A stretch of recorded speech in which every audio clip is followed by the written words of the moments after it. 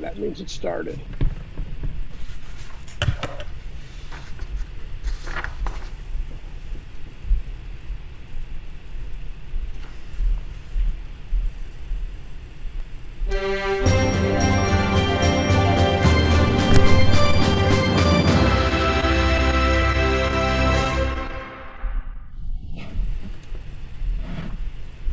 Hello, fellow genealogists. Welcome to a taste. Welcome to a taste of Jewish genealogy at the FJMC Virtual Convention. I'm Richard Gray, chair of the Jewish Genealogy Affinity Group, along with Mike Mills. Tonight we've challenged our 4 veteran speakers to each give you a meaningful message in just over 10 minutes, when they would usually give a full teaching in about 60 minutes. I'll introduce each speaker briefly before their presentation, and if all goes well, we'll have time for you to ask some questions that you've submitted in the Whova chat, either between the speakers or most likely at the end of the session. Your comments will be helpful for organizing future genealogy sessions, and you can always reach us at genealogy@fjmc.org, and please stay muted. Our first speaker, Mike Mills, will introduce you to online genealogy with the example of getting started with Ancestry.com, one of many good choices. Mike is best in class in whatever he does and has taken a strong interest in Jewish genealogy. His taste will hook you into a family of great tools for exploring and documenting your family. Mike hooked my wife into genealogy a few months ago. Mike. All right. Thank you. Let's see if I can share this. Give me a second here. All right.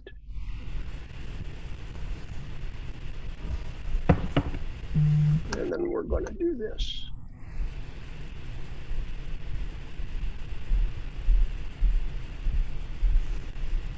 All right. Everybody see that? I'm assuming everybody sees it. Okay, thank you, Richard. I really appreciate it. And this has been kind of a fun journey. The affinity groups, and especially the one around genealogy.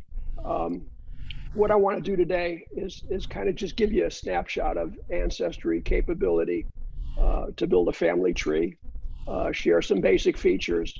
Time permitting, I'll share some tips on getting started, but I don't think I'm going to have time to do that. I'm going to have to run through this thing pretty quickly. So what I'm showing you here right now is my immediate family tree. This is 6 generations through my great-grandparents. I have all 8 great-grandparents, and all of their siblings, all their children, and my immediate family. My actual family tree goes back 10 generations to about the first part of the 18th century. And I've been doing genealogy since about 1995, I guess. Now, I'm not an expert genealogist. I'm just an engineer, and I've been kind of using the tools and collaborating with a ton of people. The way I got started was I posted my family's names and locations in JewGen, and I got contacted by a cousin that I didn't know a couple of years later, and together we started a long journey. And that long journey's included making contacts with dozens of family that I never heard of, and we've all collaborated on this. Now, part of the journey was I contacted a first cousin who joined, and she really got head over heels into research, and we decided together to collaborate. Me being an engineer, I would document. She being a researcher, she'd do the research. So the reason we chose Ancestry was since she was the researcher, she chose Ancestry, and we went on from there. Okay, so I'm going to just kind of show you some of the basics of Ancestry. When you go to the Ancestry homepage, which is what I'm showing here, there's a number of things. It's your own personal homepage. You can customize it. It shows a little bit about the more recent activity. It shows that in my family tree, I have 3,659 people. I have 1,437 photos. And by the way, I do a lot of maintaining of photos. Whenever I can get photos of people, I put them in here. And then there's a lot of hints. The next page here, I'm going to show you is what a typical hint would look like. Looks like I've got 12,000 hints that I haven't looked at, but what this will do is it provides, in this case, this is an aunt, Selma Lipoff, and I can review this and I can use it for my tree. Also, here's some things that are on that home page around, whoops, I'm gonna go again. Some most recent additions to Ancestry in terms of search information. The World War II draft cards was just added in the last probably 6 months, and it's provided a wealth of additional information for me in terms of looking at family members. Now, in terms of going back to the page where I have my family tree, there's whoops, this thing's going. You can actually go to a number of different trees in this site.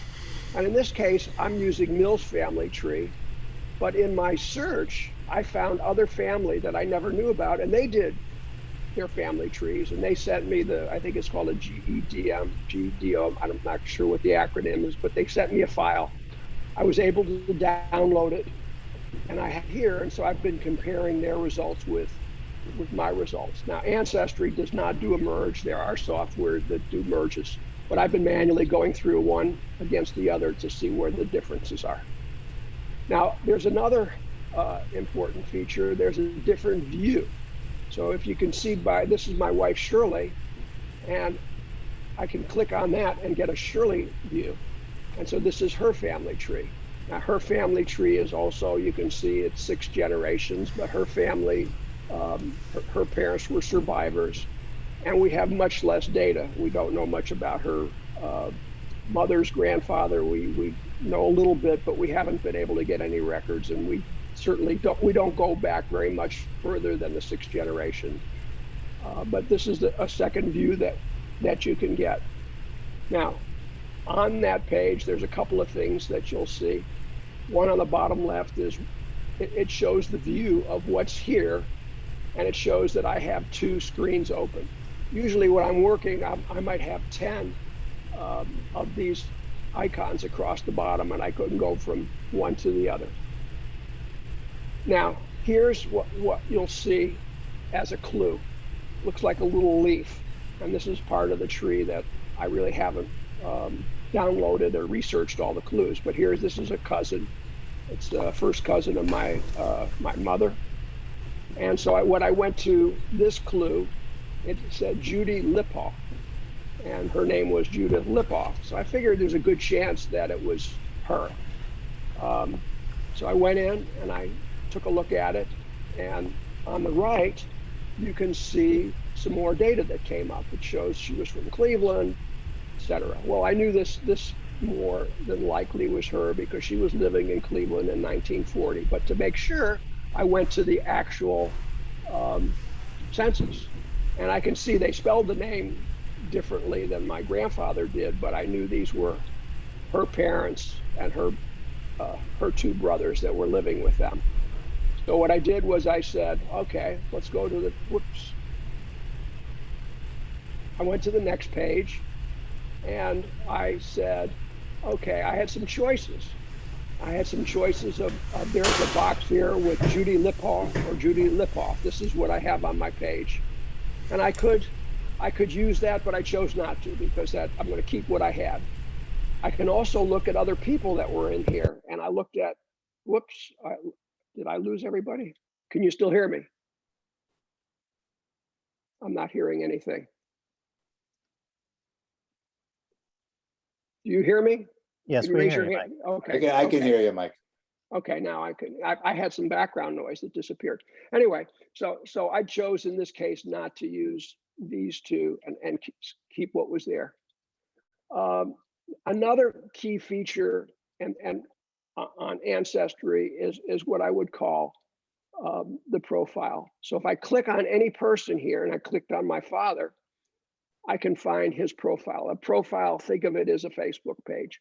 Think about it as you can put anything you want there. So here's his page. Here's a list of all the facts. Here's a list of all the sources that I have. There's a gallery and some overview information. The gallery is great because the gallery is a place where I can store all the photos, store all the information that I have. If you can see here, I've been fiddling with photography, and I've taken all these old photos and I bought an enhancement software and a colorizing. So I've colorized all these old photos that we have. The other thing is there's an icon for tools. You can add notes, you can view comments, you can save, you can print, you can do show other research tools. That's all on this one profile page.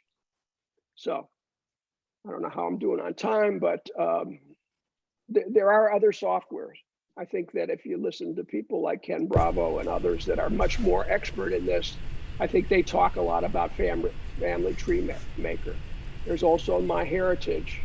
And if you go a Google search today, I did a Google search, there's at least 10 other family softwares that you can use. So I've done this very quickly. Richard, I guess I'm about out of time, so. Yeah, you have another minute if you want to say anything else, or else we can save that for questions later on. Well, I don't have this slide here, but I just want to give you a couple of tips. The big tip that I would say is that use the information around hints. And what I found is with the hints is the more you use them, the more likely you're going to find other people in your family that have done trees. I have found probably 15 people that have done family trees. And the other thing is I've made connections with a lot of people. And that really has helped me along the way. And so right now I have a big network of people that we collaborate with. And we focus in on different places of the tree. Some people have actually paid to have research done, and I've been sharing with them. So I think that's the key thing. Use the hints and find as many people as you can. The last thing I said, I've done DNA also, and I've used that also to find people to collaborate with. So Richard, I think I've used my time. Okay, great. Thank you very much, Mike. You want to unshare your screen, please? Okay, I'll do that. And Mike, thanks for setting a great example for everybody, being right on time. I really appreciate it. Our next speaker is Ken Bravo. Ken is a real leader in the Jewish genealogy field. He teaches often and leads several Jewish genealogy organizations. Ken will give us a taste of using the U.S. Census as the cornerstone of a well-founded research. Ken.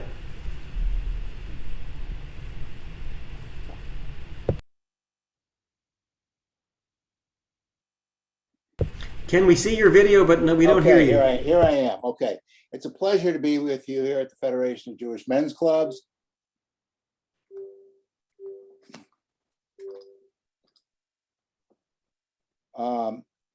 I am the president of the International Association of Jewish Genealogical Societies. And let me give you some hints today on using the 1900 to the 1940 census as a tool. Now, when we talk about the census, I want you to understand that it goes all the way back to the Bible in Numbers, where Moses was told to count all the people. And so we're still doing that today. The authority for the United States Census lies in Article 1, Section 2 of the U.S. Constitution, and we do it every 10 years starting in 1790. And all of those are available except 1890, because there was a fire that destroyed all of that census. And there is a 72-year privacy rule, which means these records are not made available by the government for 72 years. The good news is that the 1950 census will be released next year on April 1st. But keep in mind, there's some lag time because when they release that data, it then has to be indexed, so it's searchable. So where do you find census information? Well, Mike has just shown you one example on ancestry.com. The other is a site called familysearch.org. Family Search is an arm of the Church of Jesus Christ of the Latter-day Saints, but I use it. It's the best free genealogical data. And in all the years I've been using it, no one has ever tried to proselytize me or convert me in any way. So feel free to use it. So keep in mind that if your family was living in the United States, when there was a census conducted, it's almost certain they will be listed. I mean, it's possible that they got missed, but those are very big odds in your favor.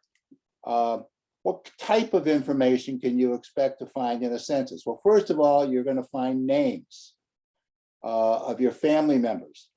Keeping in mind, as Mike just showed you, sometimes the spellings will be different, but you can see who these people were, and keep in mind too that they often change the spelling of their names as they became more acclimated to the United States. You'll find the address they were living at the time of the census. You'll find everyone who lived in that household and their relationship to the head of the household. So assuming the head of the household was male, the father, then his wife would be listed as wife, son, daughter, mother-in-law, uncle, and many families had boarders living with them, and they would be listed. Look for different last names of those relatives and boarders. For example, if somebody was living with their in-laws, you might find the name of another family that's related. So keep that in mind. You're going to find their age. You're going to find marital status. It will show the country of birth for the individual and for their parents. It'll show their citizenship status. And what's important there, what you want to look for, the three things you want to remember, there's going to be one of three things written in that box for citizenship status. It's going to say A, which means they're an alien. It will say P, which means they have first papers. They started the process, but they're not yet naturalized. Or it will say N for naturalized. It will list their occupation. Keep in mind, and I'll show you an example, that neighbors are often family members. I can tell you here in Cleveland, Ohio, where I am, there's a lot of two-family homes, and it was very common in the 20s, the 30s, into the 40s for cousins, siblings to live on different floors of that two-family home. Some caveats to keep in mind. The information is no better than the source of that information.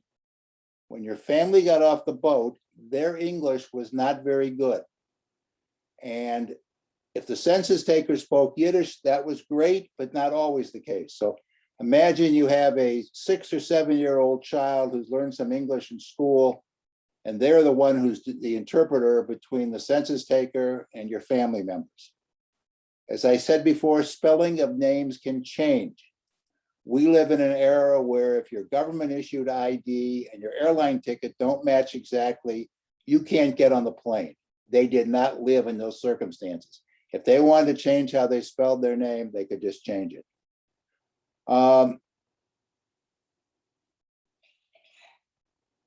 You want to take a look at blank census forms, and there's a couple places you can find those. You can find them at the National Archives. And when you pull up that blank form, then there's the URL for it. And I think Richard's going to post these later. But when you look at the blank form, it's going to tell you what the headings are. Very often it's difficult to read the headings on the copies you'll find online because they're too blurry. So with that note, if you see, for example, in the column a yes, you have to know what the question was.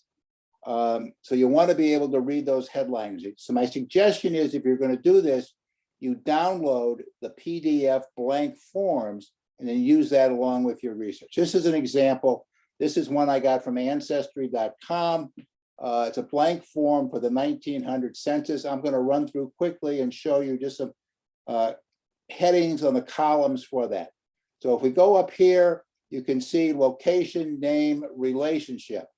And these are very clear because they're high resolution images. But you'll see it has the street, the house number, the name of the people, their relation. In 1900, they didn't do this in later years. They asked for the month and year of birth. Otherwise, they just had tended to ask for your age, your marital status, the number of years, how many children the mother has, how many of those children are living, keeping in mind that there was a very high infant mortality rate back in the day. This is what I mentioned before. It will show you the place of birth of this person and their parents. But again, keep in mind that it's going to tell you the name of the country, not the name of the town. This will tell you when they came, in case you can't count, to tell you how many years they've been in the United States. And then here's the column for naturalization status. That will tell you, again, if they're an alien, if they have first papers, or if they are naturalized. Their occupation, are they in school? If they're children, can they read? Can they write? Can they speak English? Do they own the house? Are they on a farm? Let's see some examples. I just showed you 1900. The questions for the other years will be similar, but not the same. They'll ask the same kinds of questions, sometimes in more detail, sometimes in less detail. So if I go into Ancestry and I go to search, I can check on census records. I've put in here, maybe a little hard for you to see, I put in the name of my maternal grandfather who lived in St. Louis. There it is, a little larger. I find it. There it is, Frank S. Mabel. I go in, click on it, and view the image. There's the image. It also gives me a list, a typed list. Now that list is what somebody who has read this in indexing it and thinks they know what the names say. So this is my grandparents, my mother, her siblings, my grandfather's two brothers, and my grandfather's mother. But I know Sydney's middle name is not Elmer. I know that Lyman is Hyman, and I know that Rooney is Cooney.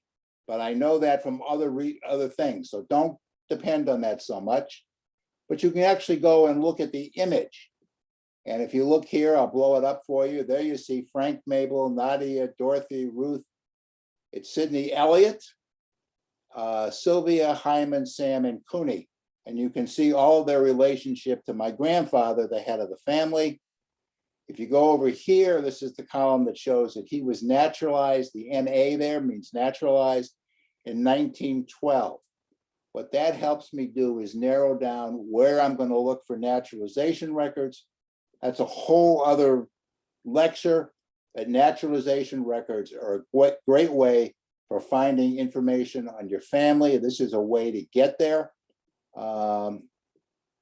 This is the part that tells you where they were born and what language they speak. So as you can see, it's over here where you see Missouri. That's the children who were born in St. Louis. Everybody's parents, grandparents all came from Russia. Although they were from Belarus, that was part of Russia at the time.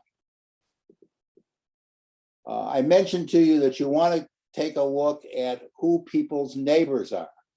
This is my wife's maternal grandfather, Jules Salzberg. And what I've done is taken across the page and I've made two separate images out of it so you can see the whole thing. And you'll see that Jules, Jenny, Lena, Harry, and Goldie were all living together. You can see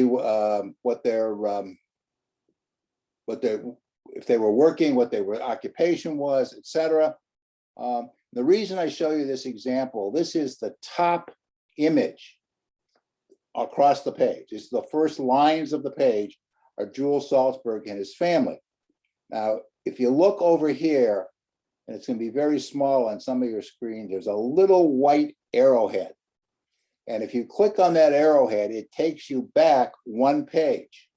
And the reason I want to go back one page is I want to see the page before And if I pull up the page before, you'll see Albert Knapp and his family. Well, I happen to know that May Knapp was May Salzberg. That's my wife's grandfather's sister. So I knew this before, but if you didn't know it, it's a great way to find information about family members who were living either next door or, in this case, one above the other. And you can see that some of these children were born in New York. So now I know that Albert and May lived in New York before they came to Cleveland. And that gives me more clues for looking for records elsewhere, i.e. New York. I'm not sure where I am on time, Richard, but about another minute, 59 okay. seconds or so. So if there's a question or two I can answer, I will be happy to answer it if somebody wants to feed it to me. All right. Mike, do you have one specifically, or should we continue? Okay, and great. Thanks for. There was one question that was asked. Is there a way to print out? I believe this is referring to the census records. A way to print that out in a book or presentation form. I'm sorry. In what form? A book or presentation format. You could. They are JPEG images. You can do anything with those. You can do with a photograph. And so you can print them out. You can print them on larger paper and make them bigger and easier to read. There are many companies that will then take those images and put them into bound volumes for you, etc. So the answer is yes. There are ways to do that. One thing I might add on Ancestry, Ancestry is free to use at public libraries, and right now you can use it from home because of COVID. The libraries have opened that up. All you need is a library card. As I said, the images are all JPEGs, whether they're census records or something else. You can go to the library with a laptop, download those images onto your flash drive using your laptop and their Wi-Fi system, and not have to sign up for a subscription to Ancestry. That's great, Ken. Thank you so much, and thank you for the opportunity. Did a miraculous job of getting us started in research in just a glimpse of time. I just want to say something that was very meaningful to me that Ken really brought out is the excitement of doing primary research. You know, it's not often that you can really go back to a real document and see its strengths and weaknesses and everything. This is real science, really beautiful. And also, I was amazed on the other extreme how much personality you can actually see in this census information. So our next speaker is Kim Scheintal. Kim captured our attention with her interest in communicating with younger generations. Let's watch a video of her presentation a few months ago. Thank you very much for inviting me. And I just wanted you all to know that I enjoy sharing my genealogical research with my 5 grandchildren who are ages 4 through 13. And in the next 10 minutes, I will tell you some of the fun ways that I share genealogy with my grandchildren. But these ideas are not just to share with your young grandchildren. These will work with any young children. They could be your nieces, your nephews, even your own children if they're young. These are very basic techniques. Okay, I'd like to share a screen of a 10-generation pedigree chart that I did of my family. And if you show this to children, let's say 13 and under, they won't be very interested. I mean, we are, but this isn't something that children like to see. Names, dates, places. So what we're going to do now is I'm going to share a screen. We're going to turn this into photos and see if the kids get interested. Okay, here is my pedigree chart with me and my parents, my 4 grandparents, my 8 great-grandparents. When I showed this to my 4-year-old granddaughter, She even got excited. She looked at the bride. That's my mother. She got all excited. I showed this collage to my 13-year-old grandson, and he looked at all the people on the bottom row. He said, did any of them live in the Great Depression? All of a sudden, I got my grandchildren excited about their family tree. And another thing that I noticed that my grandchildren like, besides seeing pictures of people, they also like to see pictures of things. They like to see pictures of old cars, of old buildings. So it's more than just people. Now I'd like another screen here, which goes a little bit further back in my family. Right here, we've got some family group photos. I put the parents with the children in my different generations.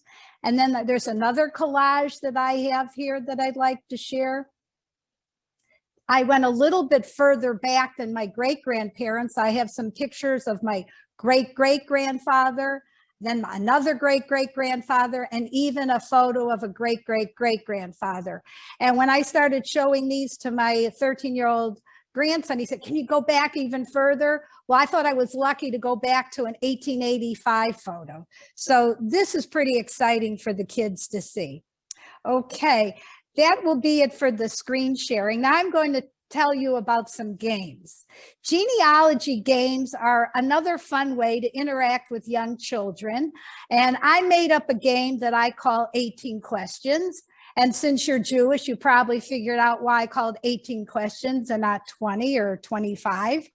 And this is a way, this game that I'm going to explain to you in a little bit, is a way for you and your grandchildren to learn things about each other and see how much you have in common with each other.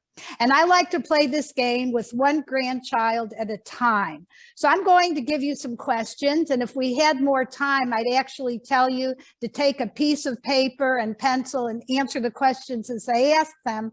But we don't have time for that today. So what you do, and I'll give you some of the questions, is you answer the 18 questions, your grandchild tries to answer the 18 questions, and then you compare them to see how much you know about each other and also to see how much you have in common with each other. And here are some of the sample questions that I use when I play the game. What was your full name at birth? What's your birthday? In what city were you born? What's your Hebrew name? Who are you named after? What's your favorite Jewish holiday? What's your favorite Jewish food? Your favorite book? And you just make up the 18 questions. And my grandkids really like to see how much we have in common. Like, do we both have blue eyes? Are we both left-handed? So it's a fun game. My grandkids like it. Okay. Now, another activity to do with young children is make a time capsule. And I suggest buying an archival quality box about the size of a shoebox and fill it with items from the current year, such as a postage stamp, a coin, cell phone, TV remote. And then you seal the box and you write a note on top of the box with your name, date, and you write something like, do not open until 2040. And you give it as a gift to one of your grandchildren. Okay, I'm going to give you now 2 suggestions as to how you can make a memory video for your grandchildren. These are 2 videos that I made. The first one is you take a bunch of memorabilia that you've saved from your childhood and you put it on a table. And have someone record you as you sit next to the table and you pick up each of the items and talk about why each of these items is special to you. I made that video about 20 years ago. Another video, memory video that I made 10 years ago with the help of a professional videographer. I gave the videographer snippets of old home movies and photos from my childhood and young adult years, and the videographer pre-recorded me talking about my life. And as the old home movies and photos appeared on the screen, you could hear me reminiscing about the old home videos and the old photos. Another idea, consider writing stories or even publishing a book of your life, and you could include photos and family trees. I've given you 6 ideas as to how you can share your genealogy with your young grandchildren. There's photo pedigree charts, family group photo collages, the 18 question game, the time capsule, memory videos, and writing stories. But I have one more idea for you. This is a easy way out. We'll call it a guided format. And it's still a fun way to share genealogy with your young grandchildren. And it's this book. I recommend it. It's a 72-page book. It's called Grandparents' Memory Book for Jewish Families. And this book provides an opportunity for grandparents to write down important and interesting details about their lives, as well as a chance for them to pass along their Jewish heritage. And in the book, questions are asked, and all you have to do is fill in the blanks. So I thank you for allowing me to share ideas as to how you can share your genealogy with young grandchildren. If you have any questions, I'll be happy to answer them today, or you can email me at clapshine@aol.com. That's KLAPSHEIN@AOL.com. Wow, thank you, Kim. This is one of those videos I like to watch very often. It's very inspirational. Kim will be here for questions a little bit later. I think we'll go to the next speaker first. I do, again, Kim's presentation was really wonderful for showing how you can open up the minds of young people and others even to their personal histories, and that's certainly a big part of Jewish genealogy. Our final speaker is Aaron Ginsberg. Aaron is both addictive and he himself is addicted. He brings us to the limits of Jewish genealogy with travel, intrigue, and the magic of finding new family for others. Remember, this is just a taste of what he is into. Aaron.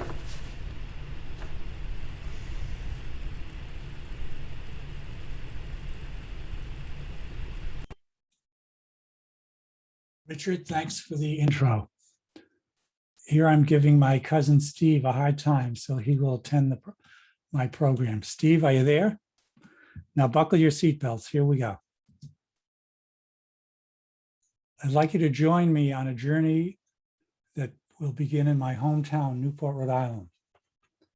After I sit down into a synagogue, a visitor in front of me says, "I was bar mitzvahed here in 1963. I respond, "I was bar mitzvahed here in 1963. Who the hell are you?" It's Stephen Hutler from my Hebrew school class, who I had not seen in more than 50 years. Steve's grandfather, Louis Hutler, had a tailor shop in Newport. He was born in Husiaton, which is in Galicia, Austria-Hungary in 1886. I was planning a trip to Eastern Europe. Steve paid for a guide so I could visit Husiaton. Join my friend Aaron Call of Sharon, Massachusetts, as we fly to Warsaw, Poland. In Warsaw's Old Town, 6 police cars full of police line a short street. Turning the corner, we see hundreds of boisterous soccer fans. Spotting my kippah, a young man yells, "Juden raus," Jews out. "Really?" I ask. Response comes quickly, "Yes." We walk in the opposite direction, taking a long, circuitous and deserted route. It's time to leave Warsaw. We fly to Lviv, Ukraine. From Lviv, our guide, Victor Yadyanik, drives us to Ternopil. Victor designs a full-day trip visiting former Jewish communities, including Husiaton, which is in the lower right. Husiaton is on the west side of a bend in the Zabruch River. The river was the border between the Russian Empire and Austria-Hungary, and between Poland and the Soviet Union between the world wars. On the first day of World War I, the Russians bombarded the town. 400 buildings burned down. Husiaton Synagogue, built in the 17th century, is derelict. Victor assures us that we can get in through the broken door. When we get there, we're surprised to find that the synagogue is not abandoned. Sergei and Anton greet us. Anton had demolished a building on his property. The building was built with headstones from a destroyed Jewish cemetery. Sergei thought the stones might interest someone. This led to their interest in the synagogue. When they took off the doors to fix it so it could be locked, they were arrested by the police. They took several tons of trash from the building. As you can see, the synagogue is on a hill. Who can resist getting into a Russian car model called a Lada? Sergei and Anton also retrieved thousands of fragments of headstones from destroyed Jewish cemeteries, destroyed during the Soviet era and used for construction. Let's set the scene for the next leg of our trip, Belarus. My father's mother, Dvorsha Kuznets-Ginsburg, was one of 4 siblings who immigrated to Newport, Rhode Island. Bubby arrived in 1921 with 3 children, including my father, Morris, to join my grandfather, Israel Ginsburg, who came in 1913. My great-grandfather, Abraham Kuznets, had a mill in the village of Uskremy, now in Belarus. We resume our journey flying to Belarus so we can visit the Uskremy area.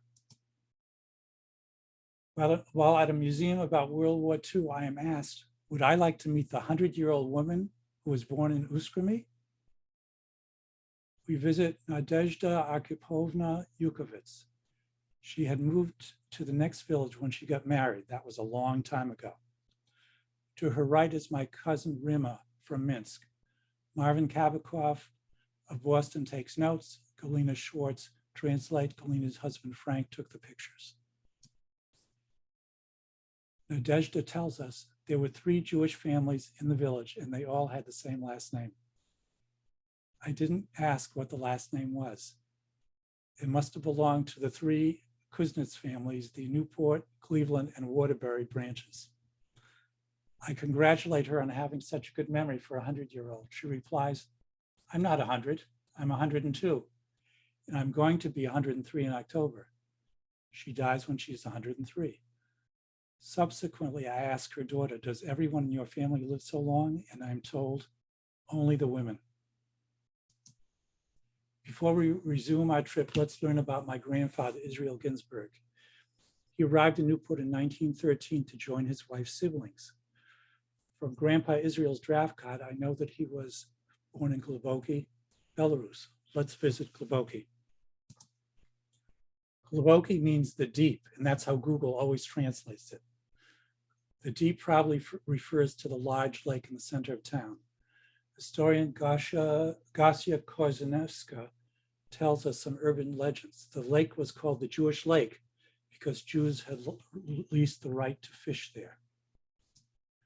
The Jewish cemetery is called Green America, referring to the Jews who died before they managed to leave for the United States. And it is green. Katya, our guide, translates for us.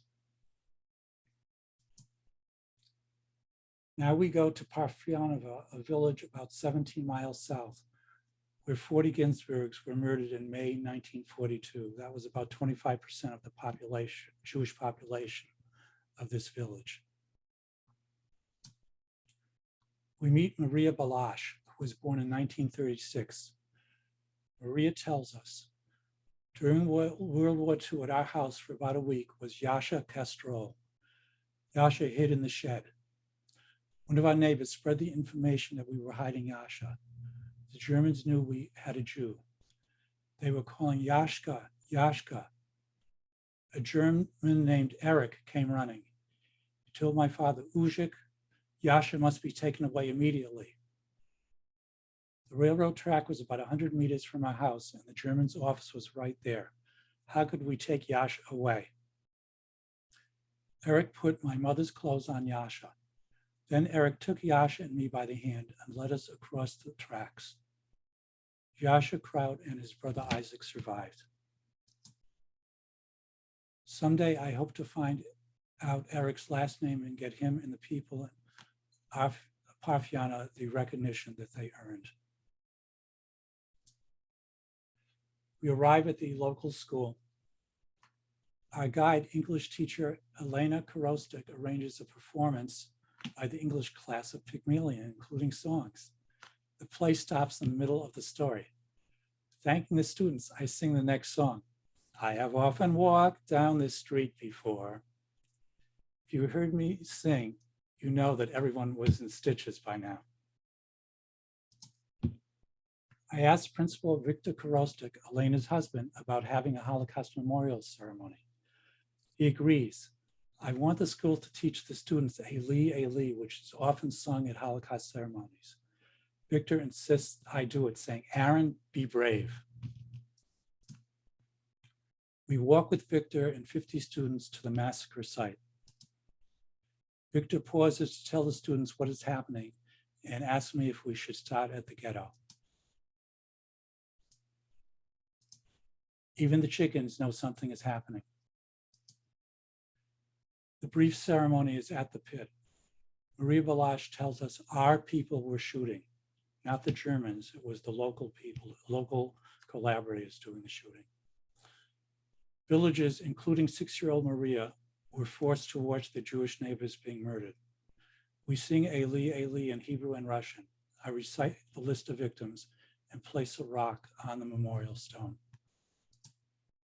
Victor asks, can the students also put down a rock? And they do. I hope you've enjoyed our journey. It's time to head for the airport to catch the plane home. Thank you for listening. So long for now.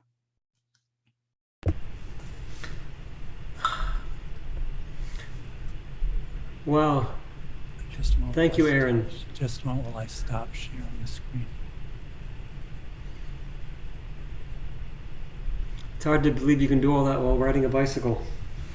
It's, that you just so much you learn from this. And I know with my family, it was the English teachers, the classes teaching languages who had the opportunity to expand the horizons of kids so much. And well, that's really wonderful.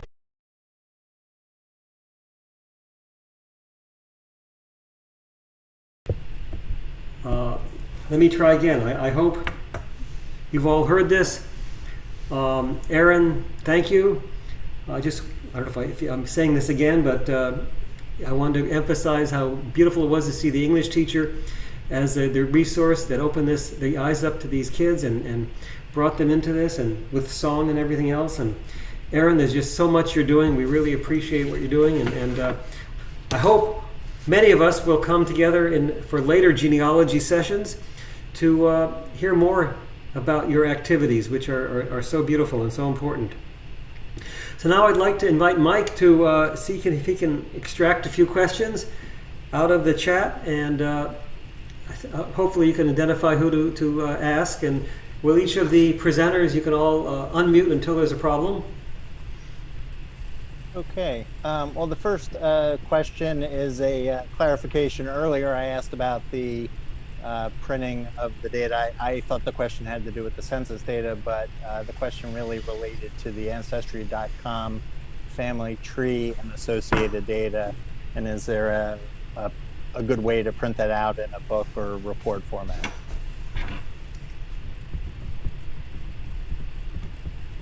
Actually, I'll sort of address that. We've had a whole session on that, which is how to document what you want to say. A couple of people have done books that they've written, because it's not just a matter of statistics that you want to get out. Your research has made you a primary interpreter, and that's very important. And Anil Farber, for instance, talked about it, and we've had other people as well. So that if you register with the genealogy webinars, we can send you a link to videos of our previous sessions, and I'm sure we'll be addressing this in the future as well. Anything else, Mike? Yeah, the next question is whether we can publish a list of Kim's suggestions and games. Yeah, I think well, Kim, why don't you talk about that? Well, I've got all the questions and all the games in a Word document. I can send it to you, Richard.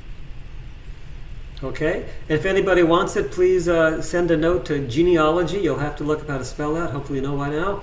At fjmc.org. And we will respond to you, and hopefully we might have another session where we get even into more detail. Next question, is there a good source for home addresses in pre-World War II Poland?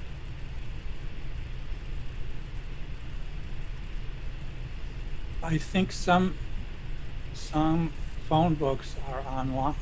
There's a website by Logan Kleinworks or Kleinwax that has that information. I can research that and send information to Richard. So again, this is another example. We do accept specific research requests and questions. We've actually helped one of our attendees find his maternal parents. He was adopted. So please use our website, our email address, and ask your questions. And we have a bunch of people who would love to help you personally, one-on-one.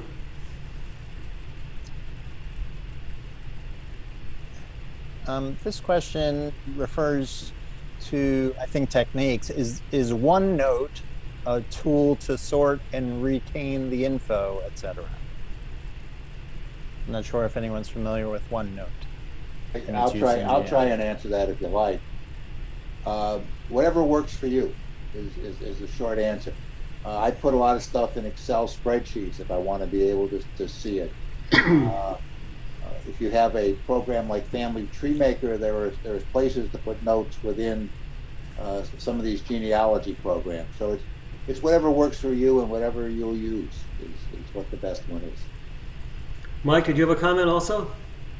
I mean, I've used OneNote, but not for this. But I think OneNote is a fabulous way of storing things and collaborating with people. But I've used it much more for projects and documents, but not so much for this. I mean, I've collaborated using the Ancestry app pretty much, and basically sharing family trees.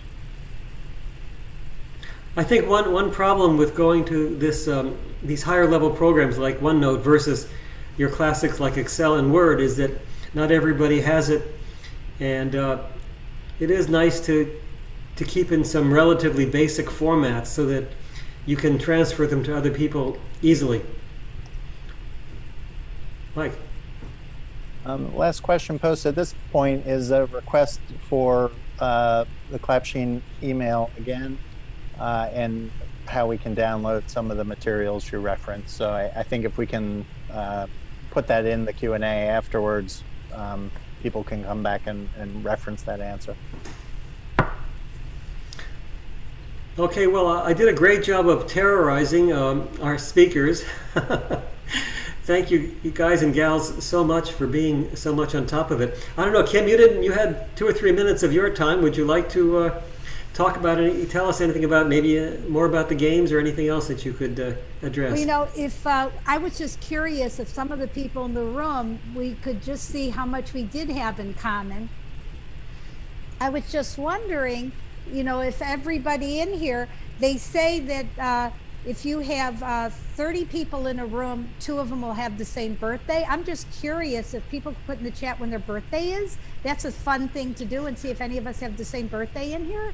It sometimes surprises you, the 2 people. It just so happens my birthday was yesterday. Okay, we'll look at the chat and let people know. All right, we already have a match. Yeah. And I think what Kim is showing is the interest that you can get from just basic questions, and where that can lead in terms of genealogy. Aaron. Another interesting resource is the Library of Congress. The government of Poland organized a thank you message to the United States for helping to create an independent Poland about the 1920s. It's 26 volumes. It's at the Library of Congress, and the Polish American Organization indexed it. The thank you messages has signatures from all public schools in Poland. Poland was rather large at the time. That's fascinating. I don't know. Would anybody like to, maybe Ken or Aaron, talk a little bit about the different Jewish organizations that are out there to help people get going? Ken, you're quite Sure. involved at every level there. We have Well, 3 or 4 minutes to go, we can help with this. Well, I am president, as I said, of the International Association of Jewish Genealogical Societies. We have about 95 Jewish genealogical societies around the world. And if you just go to ias.org, you can find a society probably pretty close to where you are. And they typically hold meetings with speakers. We also do an annual in-person conference that is 100% focused on Jewish genealogy. This year, we're going to have a virtual conference in August. You can find information on the conference at iajgs2021.org. And then our plan is next year to go back to in-person conferences. As far as online resources, I think you've heard about a number of them. One that Mike mentioned, I think deserves some more. It's jewishgen.org. JewishGen, one word, GEN. You need a login and a password, but you can do a lot of stuff for free on there. And they have a lot of records online there that might be helpful in your research. So those are some suggestions to throw out to you. Okay, great. Yeah, among the other things that we've had for topics in our genealogy sessions, and we've had probably 8 or 9 sessions, is how to communicate out to tell people what you're doing and to get that information to people. And again, as I mentioned, many people are writing books, they're putting together a lot of content. As Mike mentioned, depending on how you decide to do with what you decide to do with privacy settings on your various family trees, that can make a difference. Mike, maybe you can talk about that a little bit. Well, no, I wanted to just share one more thing about JewGen that I learned, which was a surprise. I found that there's a section where people can post their family tree. And I found a treasure trove of information of family, kind of distant cousins. And somebody did the research. They didn't even say who did it, but there was this huge family tree that went back into the 1700s of someone in my grandfather's family. And there's a whole bunch of them there. So it's another place where you can find information. Okay, thank you. Any other closing remarks? Otherwise, we remind you to please send us a note to genealogy@fjmc.org, and we'll make sure that you get on our lists and that you can attend our future sessions. Mike, I guess we'll turn it over to you as our head techie. We do want to thank Mike and the entire crew of the FJMC Virtual Convention. Good night, everybody. Good night. Good night.